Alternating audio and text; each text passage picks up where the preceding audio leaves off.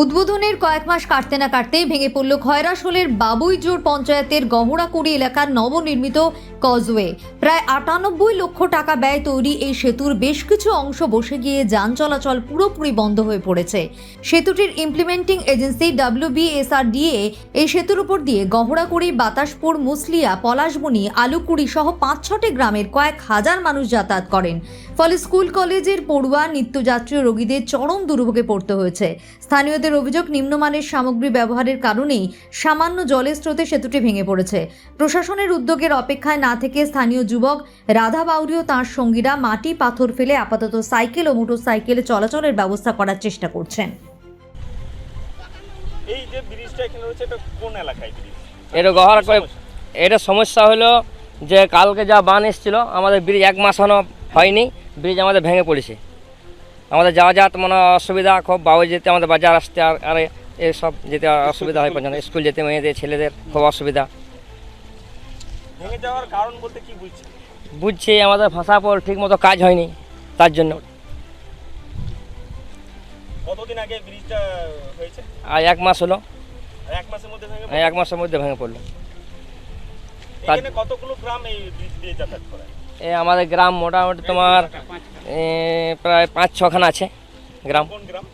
গ্রাম আছে গহড়াকুড়ি, বাতাসপুর, মুসলিয়া, পলাশবনি, আলুকুড়ি, তারপর তোমার ঝাড়খণ্ড আছে, বাগডহরি, এইসব গোটাই আছে। রাস্তাটা কোথায় যাওয়া যায়? এটা বাবুই যাওয়া যায়, বাবুই থেকে এদিকে যাতায়াত করবে।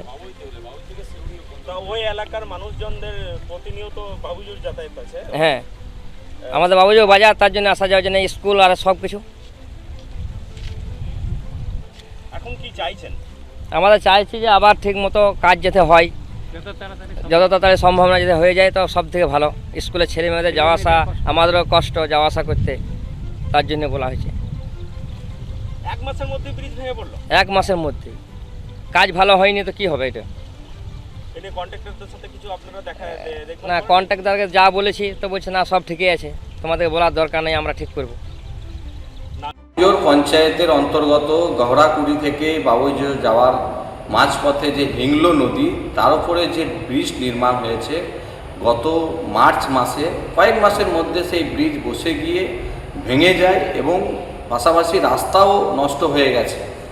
আমরা চাই এই ব্রিজ যারা তৈরি করেছে প্রশাসনিকভাবে তদন্ত করা হোক। যদি কোনো ধরনের অব্যবস্থা বা কোনো ধরনের দুর্নীতি থেকে থাকে, সংস্থাকে কীভাবে তারা ব্যবস্থা গ্রহণ করবে এবং রাস্তাটা এবং এই ব্রিজটি যত তাড়াতাড়ি রিপেয়ারিং হবে, মেরামত হবে, মানুষ যাতায়াত করতে পারবে। আমাদের দাবি মানুষের জন্য, তাই প্রশাসনিকভাবে এর ব্যবস্থা গ্রহণ করা হবে।